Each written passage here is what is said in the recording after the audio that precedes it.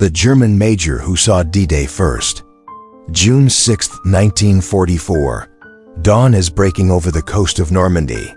Major Werner Pluskat leans into his binoculars, expecting the same gray, empty horizon he's seen for months. But this time, the horizon is alive. Thousands of ships, an entire world of steel, are charging straight at him. He was the first German to witness the beginning of the end of the Third Reich. This is the story of the man who saw D-Day first, and the commanders who thought he was losing his mind.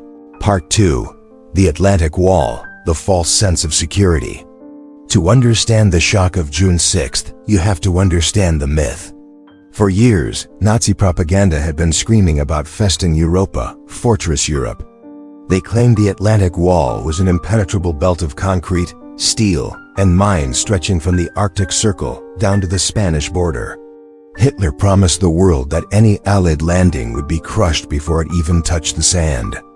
But for Major Werner Pluskat, stationed on the coast of Normandy, the fortress felt a lot more like a cold, damp prison. Pluskat was the commander of the 352nd Artillery Regiment's 1st Battalion. His job? Watch the sea. Defend the sector that history would later know as Omaha Beach. But in early June 1944, Omaha wasn't a legend yet. It was just a stretch of gray coastline where the wind never stopped howling. You'd think the German High Command would be on high alert, right? They knew an invasion was coming. They just didn't think it was coming then.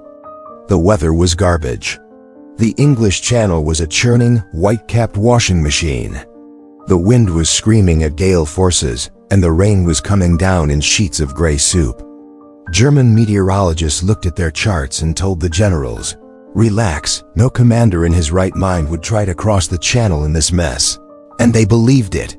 They believed it so much that the Desert Fox himself, Field Marshal Erwin Rommel, the man responsible for the entire defense, left the front lines. He headed back to Germany to celebrate his wife's birthday and bring her a new pair of shoes.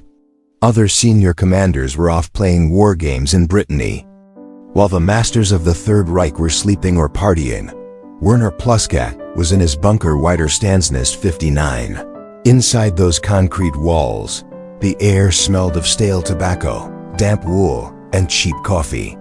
Pluskat was a career officer, a man who lived by the book, but even he was starting to feel the rot of complacency. His men were bored. They spent their days playing cards, cleaning guns they never fired, and staring out at an empty horizon through high-powered Zeiss binoculars. "The Tommies aren't coming," they'd say. "They're too smart to drown in a storm." Pluskat had a restless energy about him. He was a man who trusted his gut more than the weather reports. On the night of June 5th, while the largest armada in human history was already beginning to move across the dark water, the German side was eerily quiet. There were no extra patrols. No heightened readiness. Just the rhythmic thump-thump of the surf against the cliffs and the flickering light of a few candles inside the bunkers. As the clock ticked toward midnight, Pluskat looked out at the blackness of the sea one last time before trying to get some sleep. The channel was empty. The horizon was a void. He felt safe. He felt secure. He had no idea that at that very moment, 150,000 men were closing in. He didn't know that the impenetrable wall was about to be tested by fire. And he certainly didn't know that in a few hours, he would be the first person to realize that the world as he knew it was over. The silence was the perfect lie. And Werner Pluskat was about to be the first one to hear it shatter. Part 3. The Ghost Fleet, the Sight of 1,000 Ships. The world was still bathed in a bruised, ghostly blue. Werner Pluskat stood at the narrow observation slit of Bunker WN59. High on the cliffs overlooking the sector the Germans called Beach 5, but what the Allies were about to baptize in blood as Omaha. The storm that had been screaming for days had finally begun to catch its breath. The rain had slowed to a miserable drizzle, and a thick, milky fog clung to the surface of the English Channel. It was the kind of silence that feels heavy, the kind that makes the hair on the back of your neck stand up. Pluskat hadn't slept. His eyes were red, burning from the salt air and the lack of rest. He reached for his Zeiss binoculars, the finest optics in the world, and pressed them to his face. He expected to see what he'd seen for months: empty, gray, void. But as the first pale light of dawn started to peel back the curtain of fog, Pluskat saw a smudge on the horizon. Then another, and another. At first, his brain refused to process it. He thought his eyes were playing tricks on him. He thought maybe it was just clouds, or a trick of the light on the whitecaps. He wiped the lenses with his sleeve and leaned back in. And that's when the world changed. The fog lifted like a stage curtain at the start of a play, and behind it was an impossible nightmare. Pluskat gasped, the air catching in his throat like a piece of dry glass. He didn't see a fleet. He saw an entire civilization of steel coming for him.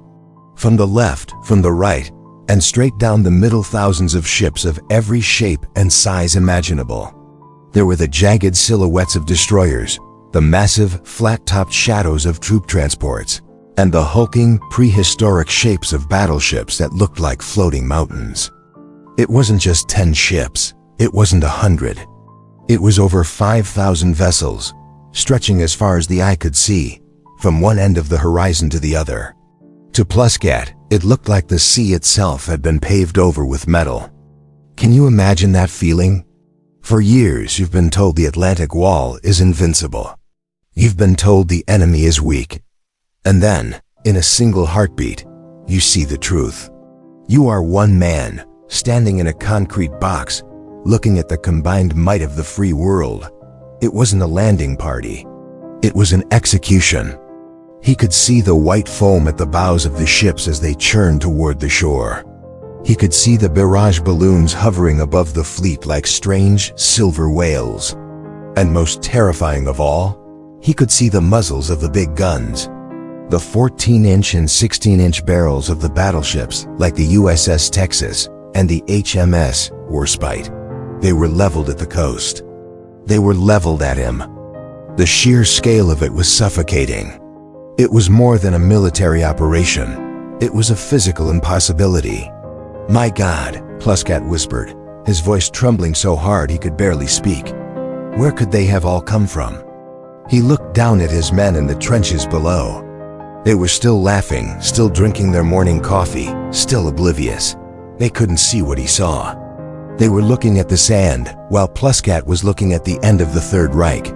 His hands shook so violently he almost dropped the binoculars. He realized in that moment that every report, every general, every meteorologist back in Berlin was wrong. The weather hadn't stopped them. The mines hadn't stopped them. Nothing was going to stop them. Pluskat turned away from the observation slit, his face as white as a sheet. He scrambled for the field telephone, his boots sliding on the cold concrete floor. He had to tell someone. He had to warn them. But even as he grabbed the receiver, a terrifying thought crossed his mind. Who is going to believe me? He was the first man in the German army to know that the war was over. He was the first to see the Ghost Fleet become a reality. And now he had to try and convince a command structure that was still asleep that the sky was about to fall. Part 4. The phone call, the command that didn't believe. Werner Pluskat grabbed the field telephone like it was a life raft in a hurricane. His hands were shaking so hard the receiver rattled against his ear. This was the moment of truth. He had the information that could save thousands of lives, or at least give the German army a fighting chance. He dialed the headquarters of the 352nd Artillery Regiment. The wire buzzed and hissed, a fragile thread of copper connecting a terrified man in a concrete box to a world of maps, mahogany desks, and officers who were still drinking their morning tea. "Get me Meyer," Pluskat barked. "Get me Colonel Meyer now." When Colonel Ludwig Meyer finally picked up the phone, his voice was calm, infuriatingly calm. To Meyer, sitting miles behind the front lines, it was just another Tuesday morning with some bad weather. "Pluskat, what's the matter?" Meyer asked. Pluskat's voice cracked. "It's the invasion, the ships. There are thousands of them. The sea is covered in steel." There was a long, agonizing silence on the other end of the line. You can almost hear the gears turning in Meyer's head, not gears of military strategy, but gears of disbelief. He'd heard these reports before. False alarms. Jittery officers seeing ghosts in the fog. "Pluskat, listen to yourself," Meyer replied, his voice dripping with skepticism. "The weather is impossible. Our meteorologists say the Allies can't land.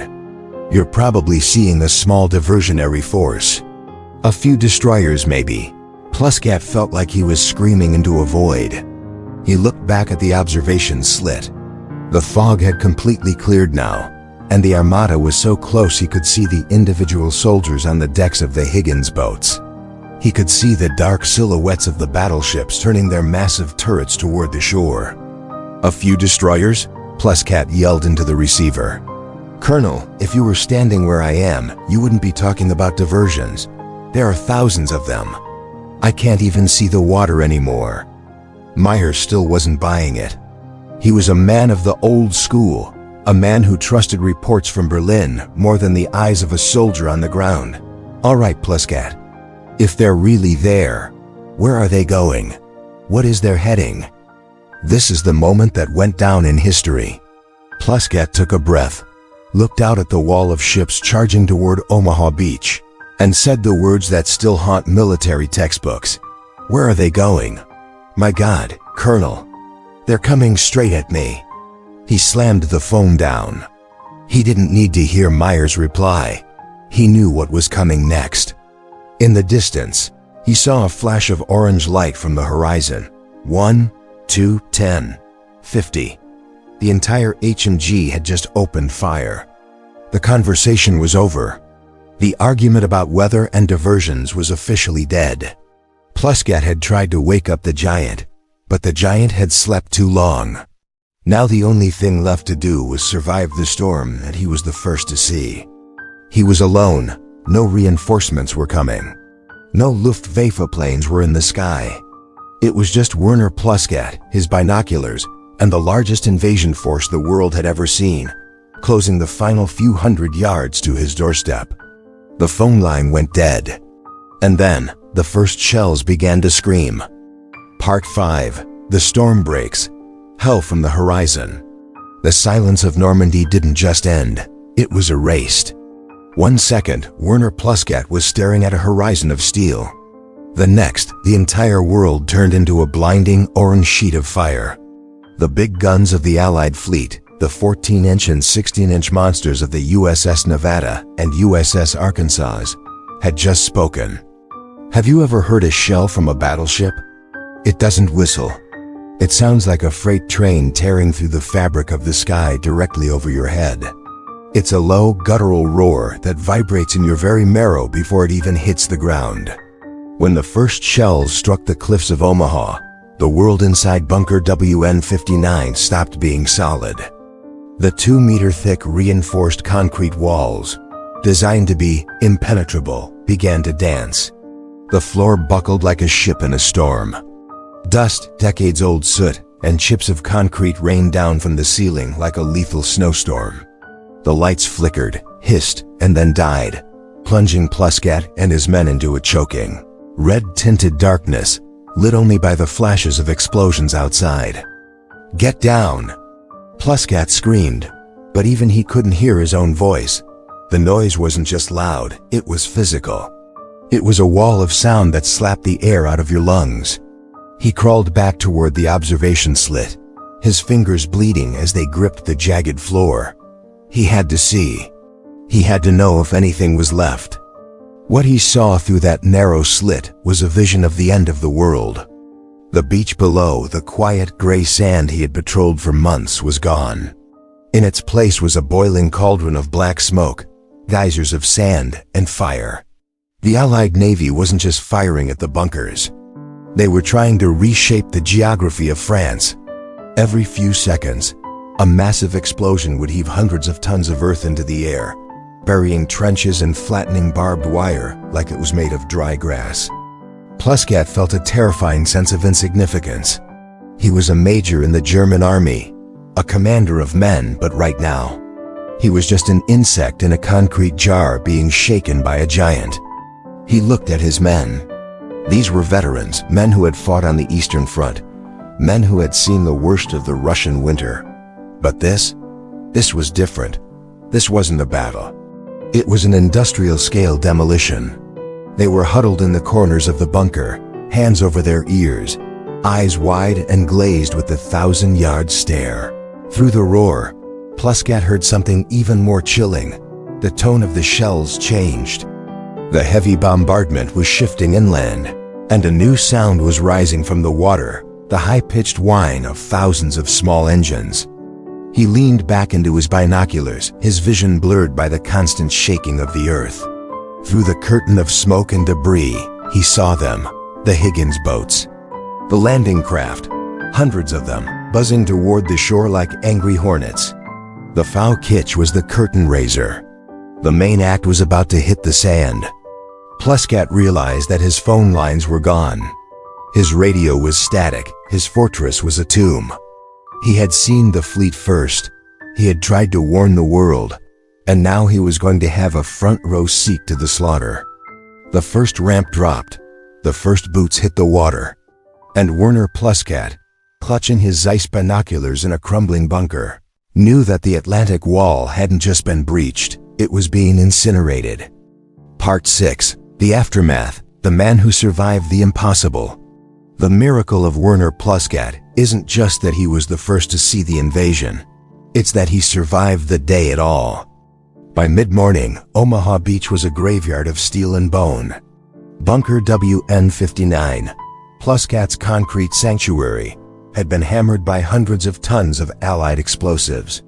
The observation slit he'd peered through just hours earlier was jagged and scorched. Most of the guns in his sector were silent, twisted into scrap metal by the relentless naval bombardment. But inside the ruins, covered in white concrete dust and trembling from shell shock, Pluskat was still breathing. He didn't stay to go down with the ship. As the first waves of American G is from the 1st and 29th, infantry divisions finally began to claw their way up the draws and onto the bluffs, Pluskat realized the battle for the beach was lost. The Atlantic Wall hadn't just been breached. It had evaporated. He gathered the few men he had left, whistled for his dog, Harris, who had incredibly survived the shelling by his side, and slipped out the back of the bunker into the chaotic, smoke-filled hedgerows of Normandy. For the next few days, Pluskat was a man without an army. He retreated through the French countryside, dodging Allied paratroopers who seemed to be dropping from every cloud and avoiding the Jabos, the Allied fighter bombers that owned the daylight. He saw firsthand what happens when a military machine built on ego and paper reports meets the cold, hard reality of total war. He saw the burning trucks, the abandoned Tiger tanks, and the stunned faces of German soldiers who had been told the Allies would never land. Werner Pluskat survived the war. But the memory of that morning at 5 a.m. never left him. Fast forward to the 1960s, Hollywood decides to make the ultimate D-Day movie, The Longest Day. They didn't just want actors. They wanted the truth. And who did they call? The man himself. Pluskat served as a technical consultant for the film, watching an actor play out the most terrifying moment of his life on the big screen. He spent the rest of his days as a witness to history. He wasn't a hero in the traditional sense. He was a professional soldier who did his job. But his story remains one of the most powerful lessons in military history. The truth doesn't care about your rank, your meteorologists, or your impenetrable walls. Pluskat died in 1988, but his legacy is the "I told you so" that echoed across the Third Reich. He was the man who spoke the truth to power, only to find that power was fast asleep. So next time you hear someone say a plan is foolproof or a defense is unbreakable, think of Werner Pluskat. Think of a man standing on a cliff with a pair of Zeiss binoculars, watching 5,000 ships emerge from the fog, and realizing that the world can change in a single heartbeat. History isn't just made by the people who win. Sometimes it's recorded by the first person who realizes they've already lost. And for Werner Pluskat, that realization was the longest day of his life.